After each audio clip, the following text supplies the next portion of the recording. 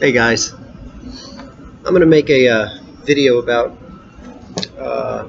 replacing a battery in my Samsung Galaxy Tab Pro 12.2.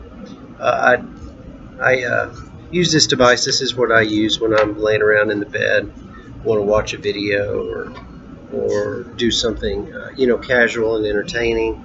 It also, I use it to take control of computers, and if I want to do something heavy duty and I need a full-blown Windows, this allows me to take control of that device, and I can do anything that a computer can do. I can operate any of my computers right here from this. Anyway, let me talk to you for just a second about the 12.2 and the issue that it has with the batteries. I noticed when I got the device used off eBay, and it was in excellent condition, ran great, but I did notice even after I bought it new, if I got down to maybe 30 or 40% power, the screen would start to flash.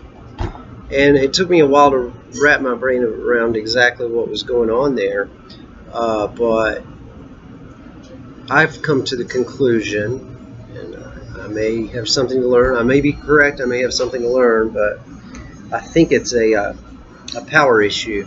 I think what happens is that I run the screen, turned up the brightness all the way to the right, full brightness, because the screen is incredibly vivid like that. I would imagine anybody else who has this tablet probably runs it the same way.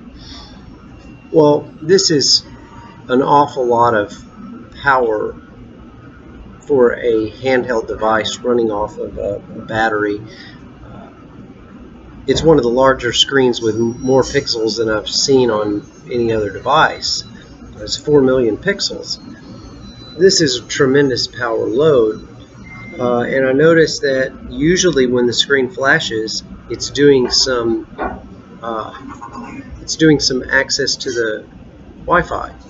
So the combination of the screen being on and the Wi-Fi accessing, which is going to be firing a radio, is enough power to where the battery has a hard time supplying that. So my solution is going to be, I'm going to try a new battery. So we'll see how that goes. This video, I'm going to show you how to replace that battery.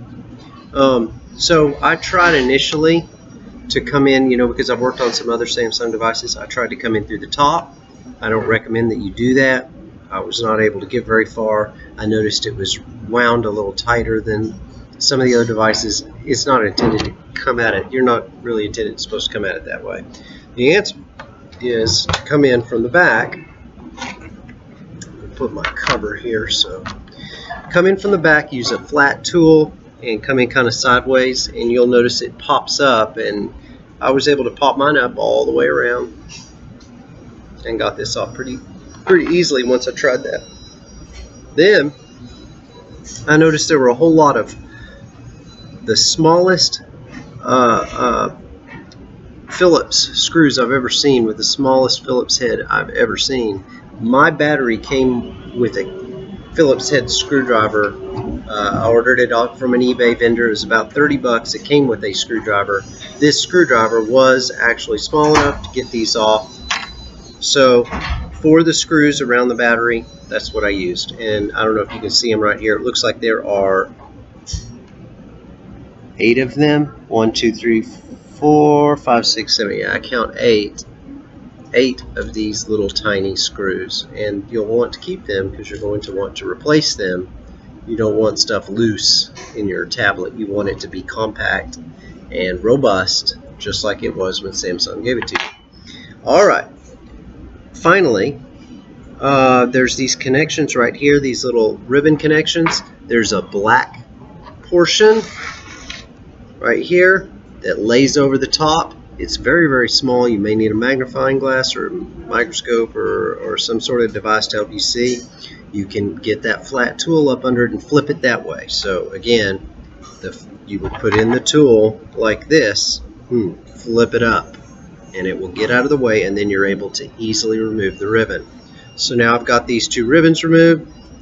Now I'm going to go for the battery connections themselves. So there we go. I'm sure there's a more technical way to remove this tape than to use what I will deem the fingernail method. However, I just use the fingernail method. Okay, how to remove this. You know, you want to be real cognizant and not do anything dumb and break something, because let me tell you, these things are so small. If you break something, you may just be out of luck. Resoldering is going to be incredibly difficult at these sizes unless you work in a engineering lab and have access to a super tech. You know, my suggestion to you would be do not break anything if you can avoid it. All right.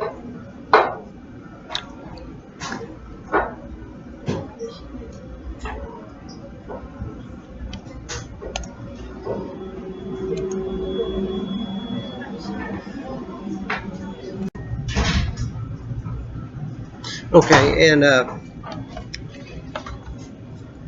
had to stop the camera for a minute because I wanted to fiddle with this in case I broke it. I didn't want you to see, but I didn't. Basically, this little clasp that connects the battery to the device, it gave me a little bit of trouble, but basically the white part is going to go with the battery, so you know, it disconnects from the black part by lifting up, and it looks like on the side there are little clasp grabber thingies. So I wrestled with it a little bit with a tiny screwdriver, and I managed to get it off. It looks like I did no damage to the black part, which is what's important. I may have roughed up the white part a little bit, but that's okay, because guess what? It pops out with the battery. My new battery has a new white part, so I'm not concerned about that damage. So now it looks like all the difficulties are over. Let's put it back together, and with any luck, I will still have a tablet. So I'm gonna pop this down in here, try to get it in there situated just like the old one was.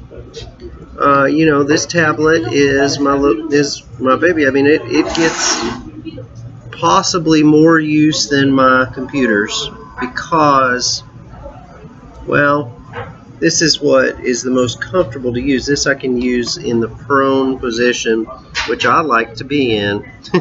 So here we go. Looks like everything's fitting together nicely. Let me go ahead and make the electrical connection. I guess is just a pop down, and I popped it down, and yeah, I can feel the white. I can feel the white clasp on when I put it down. I felt it pop on. These guys right here, remember you had to lift the black up to get them in. So make sure that the black part is lifted up. You should be able to slide them into place and then flip the black part back down. That will make the electric connection again. Make sure it is aligned appropriately when you do this. A tiny little error and it doesn't work, so you've got to have it. You got to have it right. And then finally, of course, be sure and put your tiny screws back into position. Wow, that is a tiny screwdriver. Put your little screws back into position where they were. You're definitely going to want your battery to be held in place. So I'm going to go ahead and do that right now. I'm going to go around and get these little fellas in where they're supposed to be.